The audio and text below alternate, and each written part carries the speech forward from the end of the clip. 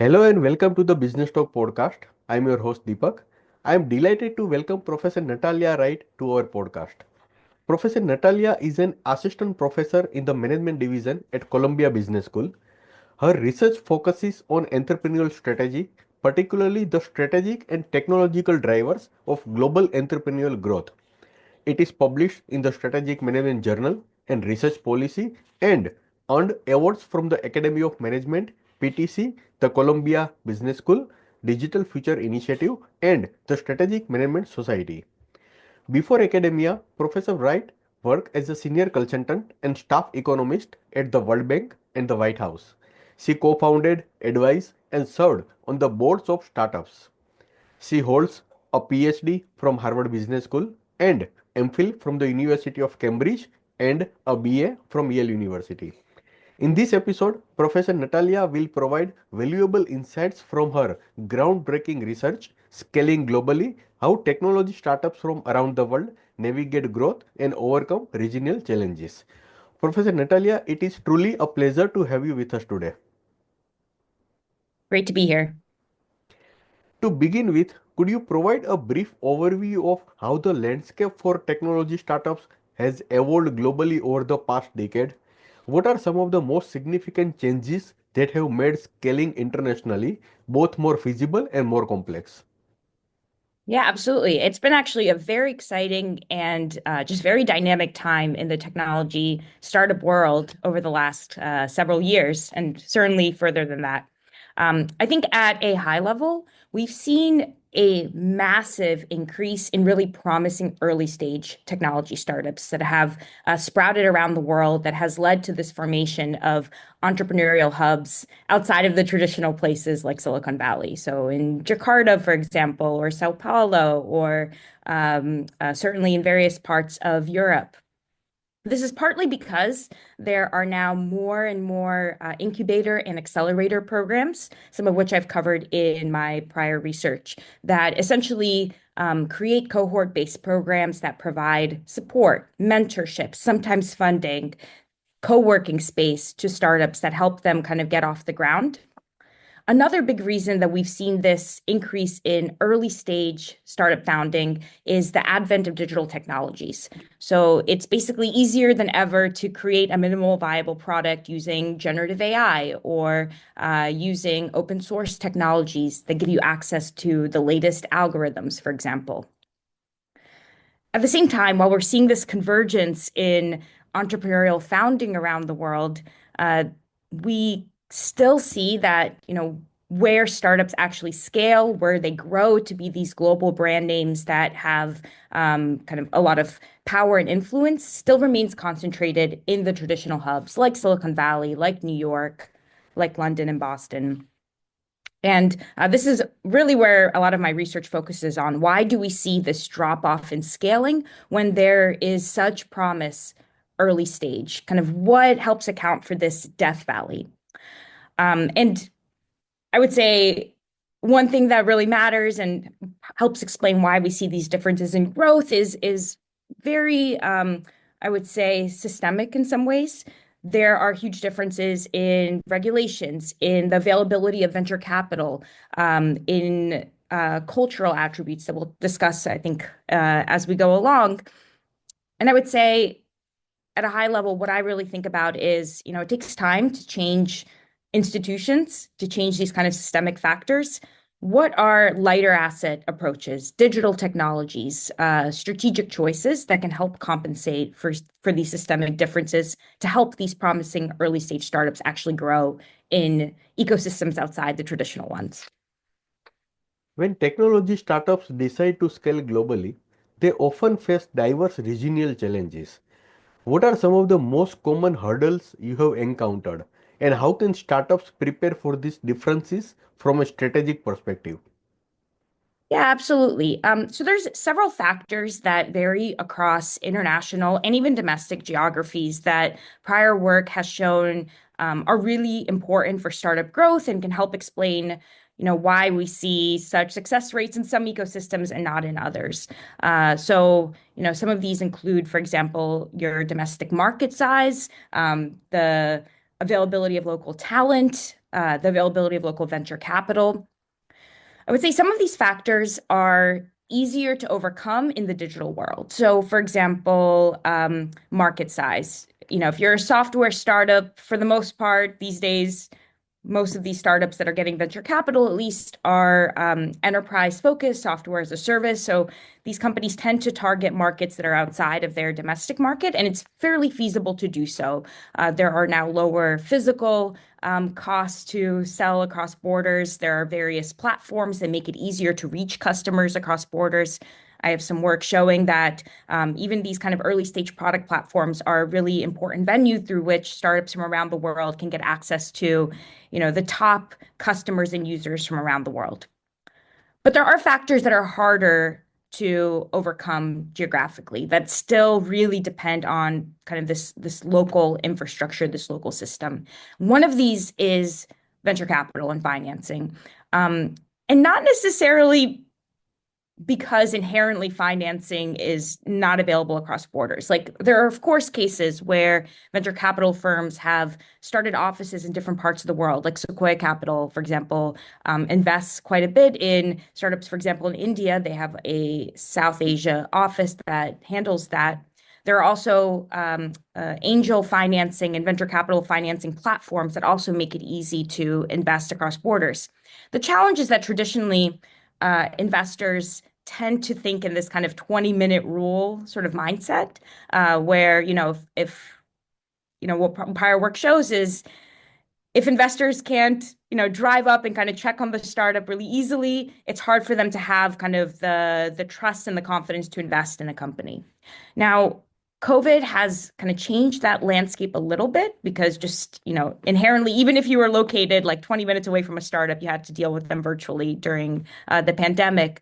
It's hard to say whether that will stick, but if we go back to basically the old times, financing is still something that is a very sticky point for companies. It's hard to scale if you're in a place that doesn't have a lot of local venture capital because it's hard to get that cross-border venture capital. And without it, it's hard to really build out an MVP beyond that MVP stage to a product that is ready for enterprises, for example, to adopt, to hire the salespeople you need to get new enterprise or other customers on board. So this is a really critical challenge that companies face. Professor, in your experience, how do factors such as culture, regulatory framework, and market maturity differs across regions? And how can startups tailor their strategies to each? Can you share an example of a startup that navigated these challenges effectively? Yeah, absolutely. So, as I mentioned, financing is one of the things that does vary across geographies. There are more mature venture capital industries in places like Silicon Valley than there are in, say, newer ecosystems around the world. And a cultural challenge that I see that really varies across geographies as well is an appetite for risk, a tolerance of failure, which are interconnected in some ways. So we see that, one thing that has traditionally made Silicon Valley so successful has been this culture that has, in some ways, really accepted failure, in some ways celebrated it as a learning opportunity. And, I've I've worked with hundreds of startups around the world, and it's something I keep hearing when I talk to startups from Silicon Valley. It's like, not only are you not afraid of failure, you actually embrace it as something that really helps the company learn about what are the right hires to make, the right features to have in a product for customers. This is something that is actually part of the ethos of these companies. What that means is that these companies are very much open and feel supported in trying out different approaches, some of which will fail, some of which will, in some ways, kind of set them back, but will also allow them to learn about a potentially more optimal opportunity. And they're investors because a lot of these investors in places like Silicon Valley, where founders themselves are also on board with this kind of trial and error approach, accepting failure as learning opportunity. And so there's a lot of learning that these companies feel supported in doing, in some sense, through trial and error.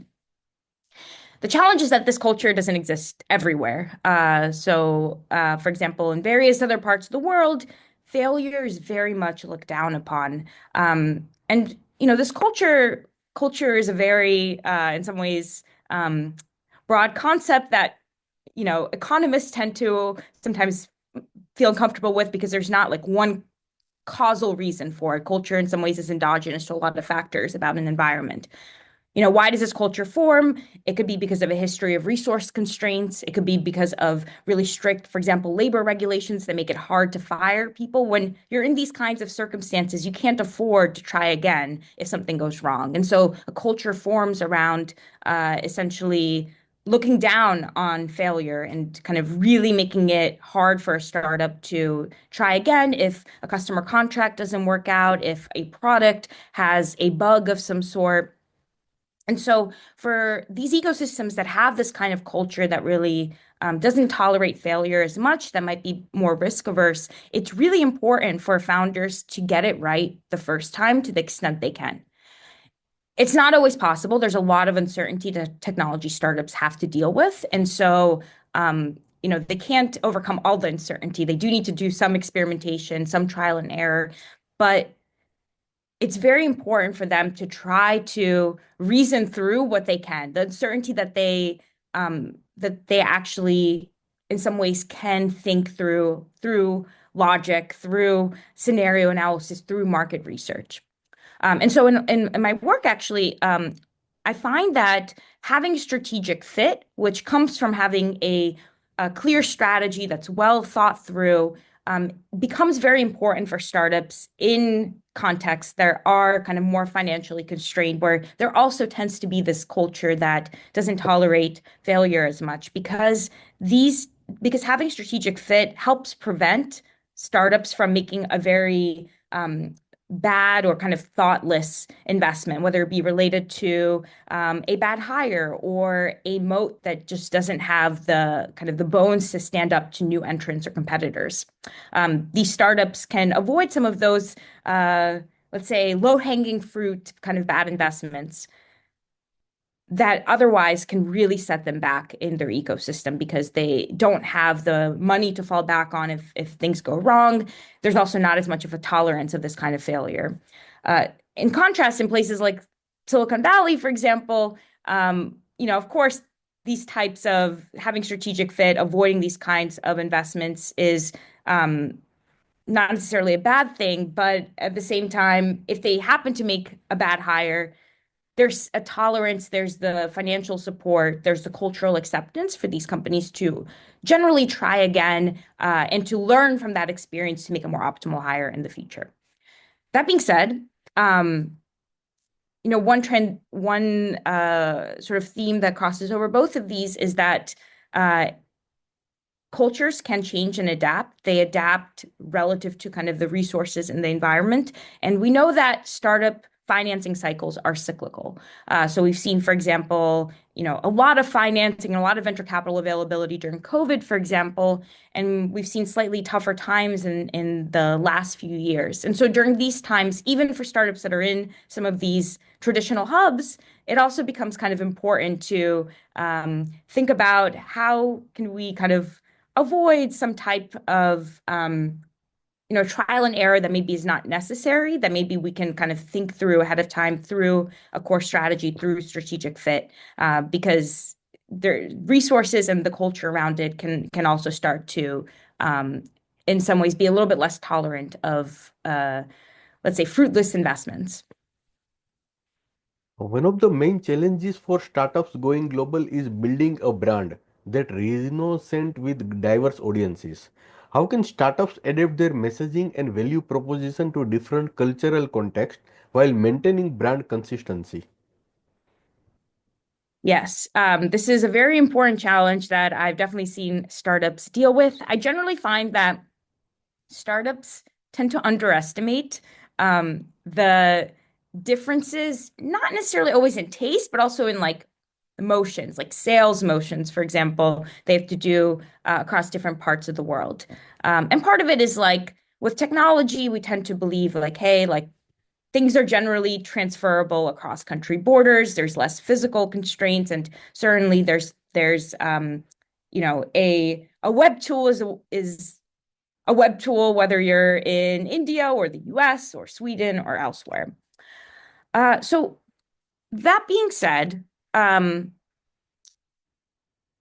with technology, we do see more of a convergence in preferences around the world. So it is, in some ways, easier for startups to generally have kind of the same general brand, the same general product, take it to different parts of the world, and then make like small adaptations to regulations, to, for example, related to data privacy, to languages. There's now, I have work showing that there's just increasing tools, lower cost to translating websites, for example, which makes it possible to orient towards a lot of markets at once. So what I would say to a startup is it's really important, consistent with kind of this idea of having a strategy and having strategic fit, thinking through choices ahead of time. It's really important to think ahead of time and do the most kind of necessary market research and experimentation to have a sense of how big the differences are in preferences among users across different countries, in regulations across different countries, and other attributes that would impact how a customer, what kind of use case they really have with your product. If the differences are really big, I think a founder needs to ask themselves first, like, is it really worth even going into this country or multiple countries at once or at all? At the end of the day, when there are really big differences that a company needs to make for a new market, unless that market is really big, it's the like only market for that product. I wonder if that startup really has a competitive advantage there. If really that market has fit with their core strategy, with their core product.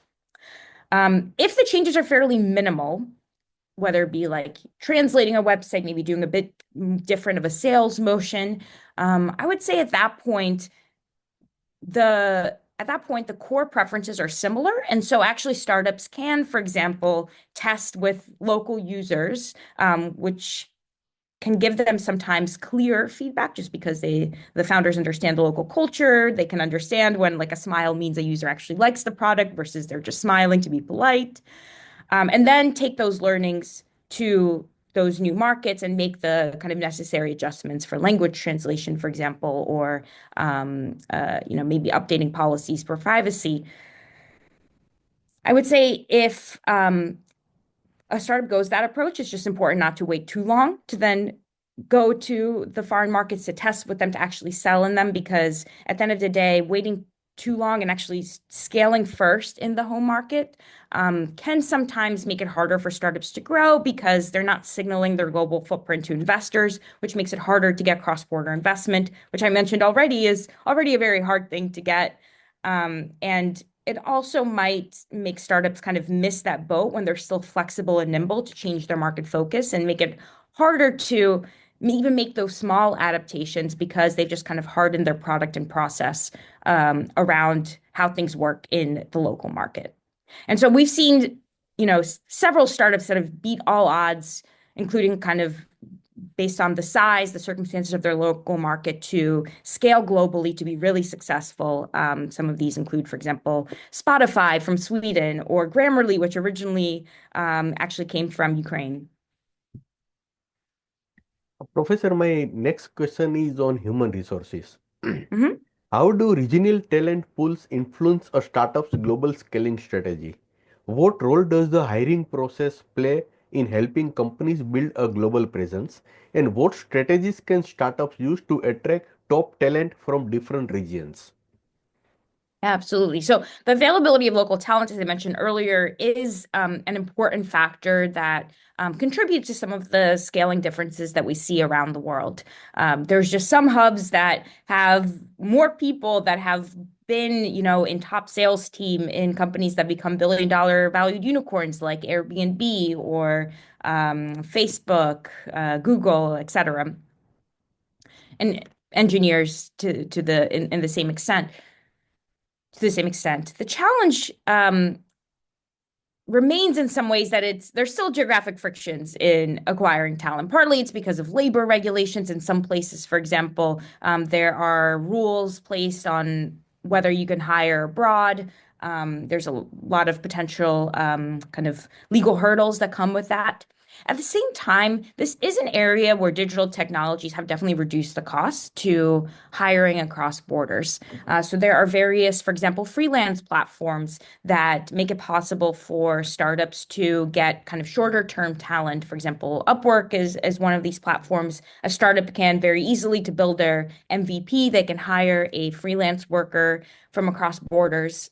In some ways, these platforms take on kind of the legal hurdles and sort of transaction costs of dealing with those cross-border labor regulations, and the startup can just kind of benefit from the service. In some ways, the startup is effectively transacting with the platform instead of with the individual freelancers. So those are very helpful early stage. And again, this explains helps explain why we see this huge increase in promising early stage startups around the world. The challenge is that eventually these startups can't just rely on freelancers. They can't just rely on outsourced talent. It becomes important for them to actually, post, let's say, like a Series A round, post that product market fit stage. When they need to scale, they need to start actually hiring full-time employees as sales workers, as engineers, as marketing talent, various functions, and a lot of overhead functions like human resources, finance, and the like. And this is where still geographic frictions remain because hiring someone full time directly is harder just inherently to do across borders because there are just more regulatory hurdles that the companies have to go through. And so what I see companies do often, which can be a successful strategy, is to set up subsidiaries in markets either where there's kind of like a hub of the R&D talent that they need. For example, places like in Ukraine, in India, in Israel, we see companies often kind of having an R&D arm there. Sometimes it's actually the companies coming from these countries that keep the R&D arm there, but then actually move their headquarters elsewhere. And then we also see companies that might have their headquarters, in their home markets, but then they're trying to, for example, reach the US market, and they will build a sales team in the place where their customers are, say in like New York, if they're trying to sell to let's say New York financial institutions. And there, once they have the sales office there, there's a legal entity there. It reduces some of the hurdles of then hiring kind of local sales talent, for example, that they need in order to really reach those, for example, New York financial institutions if they're a fintech startup. So again, these are not like super cheap approaches. Starting an office somewhere is does require an upfront investment. It's a commitment. Um, you know, Starting a new office doesn't necessarily mean creating a brick and mortar building, which can be very expensive. It can also mean even having a short-term contract at a WeWork or other type of co-working space, which is a bit more of a flexible deal because it usually requires kind of either monthly or annual contracts that can be changed. Whereas if you obviously buy a physical building, those contracts tend to be longer and are a bit harder to then get out of if circumstances change. What role does technology itself play in enabling global scaling? Are there any specific tools or platforms that have become indispensable for startups managing operations across multiple countries? Yes, absolutely. I think digital technologies are really transforming and making it just easier to go from basically 0 to 100 as a startup, especially early stage. And there are several use cases for that. So one is just creating the initial minimal viable product. So I've worked showing, for example, that open source software is a technology that is increasingly open to companies around the world and can be very important in helping startups essentially get access to the frontier of code, to not have to reinvent the kind of coding wheel and be able to create an initial, let's say, like running algorithm if they're an analytics startup. Uh, AI, generative AI in particular, also makes it easier to create kind of an initial minimal viable product. It can help you write code that you can just easily basically edit and adjust, for example, in Python to have that initial product. It can help even create kind of the initial prints of a potential product or the proofs of an initial product. So very important there. I mean, another area that these digital technologies are crucial in for this kind of foreign expansion, one of which is, to get cross-border investment, especially from US investors, it's really important to have a good pitch. And sometimes entrepreneurs in different parts of the world, where, for example, English is not the main language, struggle to really convey their sometimes amazing ideas and technologies into a compelling blurb that they can then give to investors to get funding. I've work showing that with my wonderful co-authors, Bo Cowgill and Pablo Hernandez Lagos, that generative AI can also be very helpful in making kind of more compelling pitches, for example, about a product. And so that is a very important place, again, where generative AI, where digital technologies can be helpful early stage to get cross-border investment, to get an initial minimum viable product that can eventually get foreign testers. We see digital platforms as another place where startups can increasingly basically get access to foreign users, foreign early adopters, and eventually actually customers. So I've worked, for example, looking at early stage product platforms that give access to startups that are very early stage to kind of sometimes their very initial foreign users that then give them kind of the track record potentially to get investment to get subsequent foreign users or broader users from around the world. And then, as I mentioned earlier, freelance platforms like Upwork, for example, make it that much easier for startups to get access to global talent, whether it be on the engineering or the go-to-market side. So really, they're helping them overcome some of these infrastructural challenges that have traditionally made it hard to scale outside of the traditional hubs. That being said, I would say I think the bigger role these digital technologies are having is in the earlier stage. The challenge with the scaling phase is, though they can be helpful, they tend to still be very complementary to local institutions that are harder to change. So, for example, in some of my work with Frank Nagel and Shane Greenstein, looking at the impact of open source software on startup growth, on startup founding as well, we find that yes, open source software does seem to have a positive effect on entrepreneurial founding, on subsequent startup performance, but this effect is stronger in ecosystems that have, for example, more developed markets, have higher quality labor supplies. And so these technologies are helpful, but they're not bulletproof solutions to overcome some of these growth gaps. At the end of the day, it's still important, for example, for policymakers to think about the really crucial institutional policies that, for example, help develop the local human capital supply, that develop the robustness of the local markets. And it's important for startups to still have that focus on strategy, that ability to really think through choices, because the digital technologies are only as good as basically the use case that they're put towards. What are some regional differences in terms of funding and investment opportunities for tech startups? How do startups approach raising capital when scaling globally, and what should they keep in mind when seeking investor in new markets?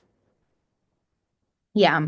So, I mean, I think one big difference across country borders, as I mentioned earlier, is just there are different volumes of venture capital supply, different levels of maturity of the venture capital industry across different geographies.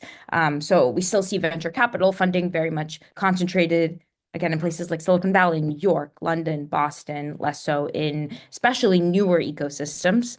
And again, this is not inherently troublesome for scaling unless we still have a very kind of localized approach towards investment, which might be changing a little bit, at least through the pandemic, but it's unclear if that's really going to stay or if we're going to go back to the 20-minute rule that kind of has traditionally existed for venture capital investment.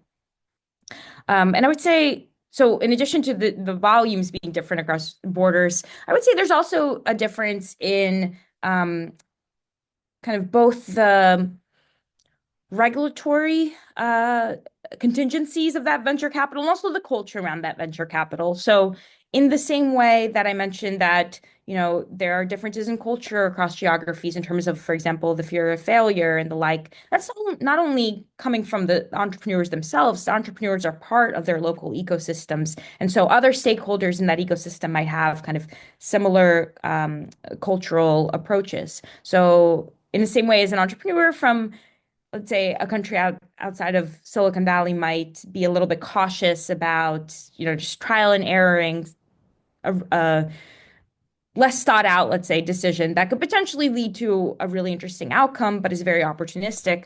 An investor might feel the same way. And so an investor might be less willing to support, give more funding to a startup that is basically kind of trying out these opportunistic approaches that might go south, and in that sense, for that startup, it's then harder to try again if things don't work out because their investors might be a bit less patient in those circumstances.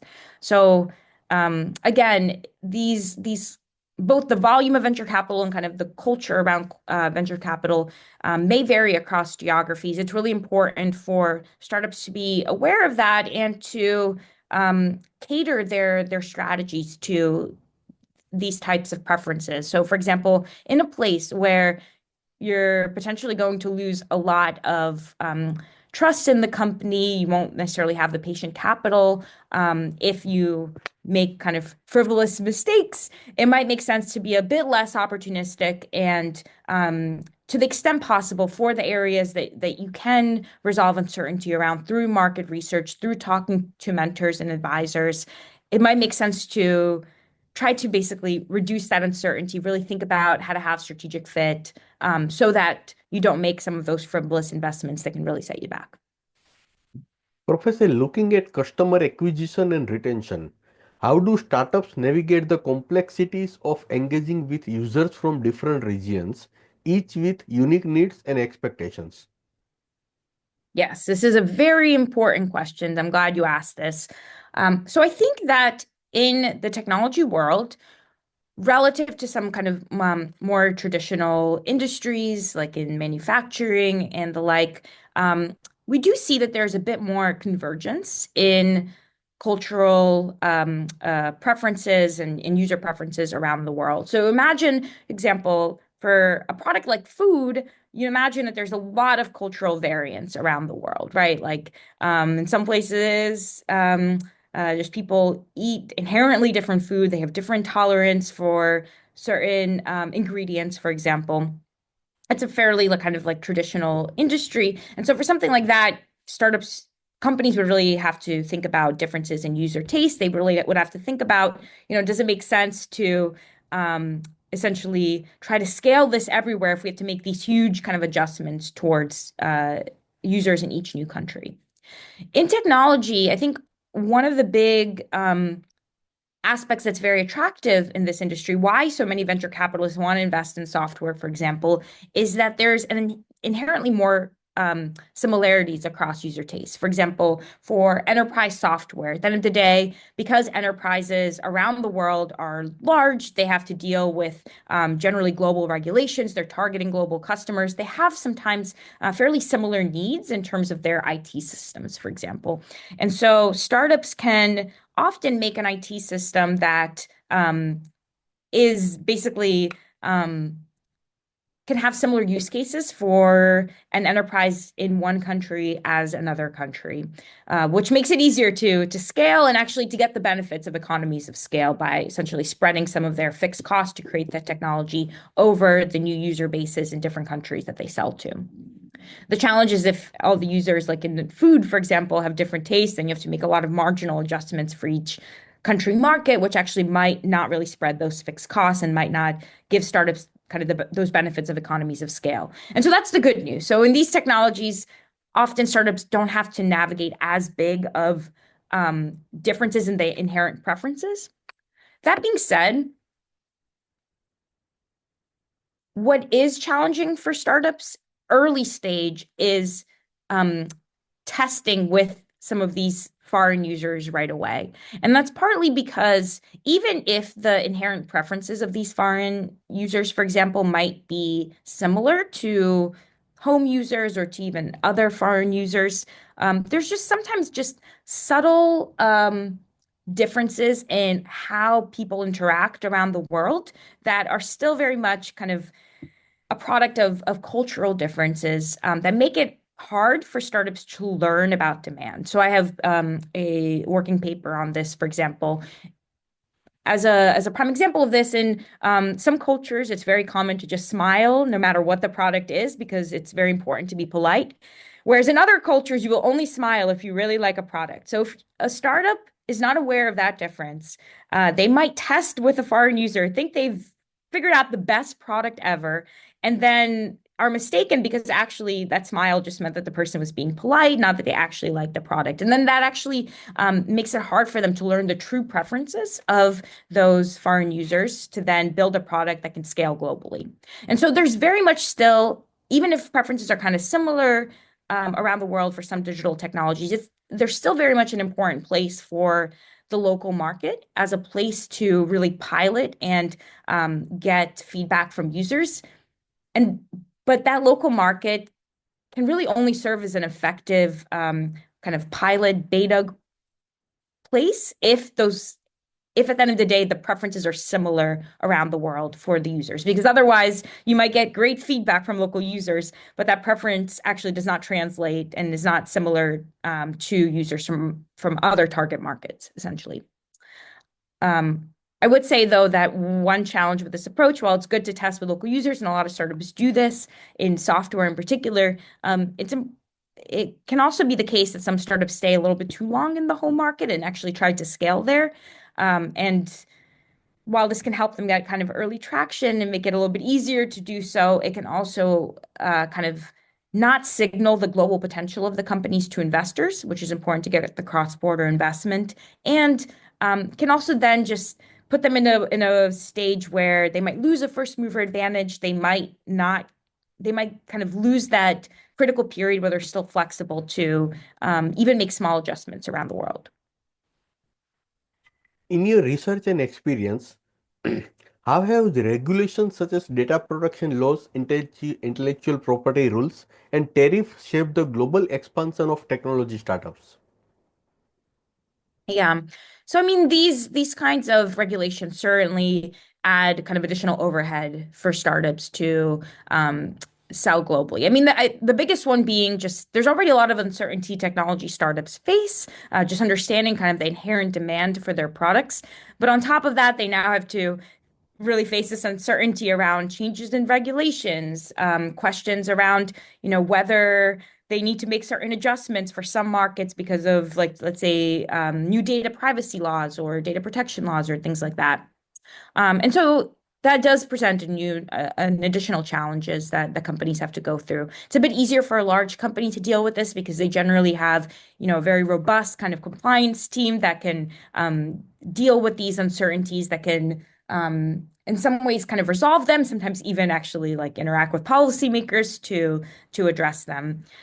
So I would say for startups, again, I think that the big attraction of scaling globally, of going abroad, is to really benefit from these economies of scale, spreading the fixed costs of producing that initial technology by expanding to new users around the world.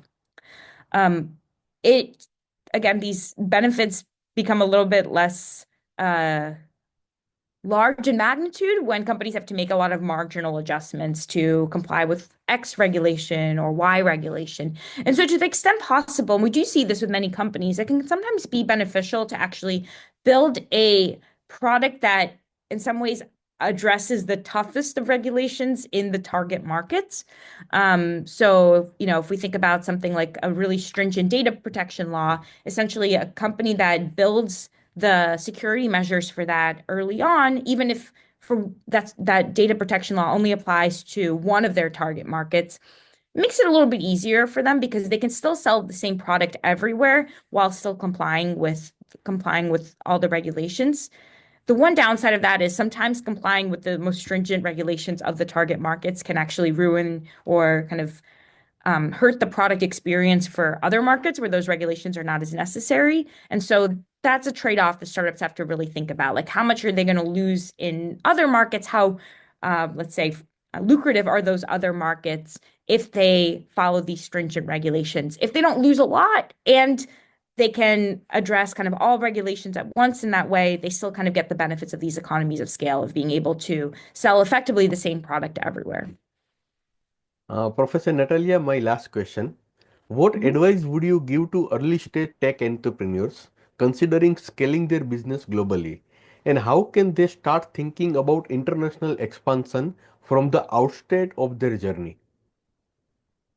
Yeah, absolutely. So, I would say I think it is very important, as you said, actually, to think about this global orientation from an early age, even from inception, even if the companies end up again testing with local users because they can really kind of understand the signals that they're getting to build a better product that they can eventually take elsewhere.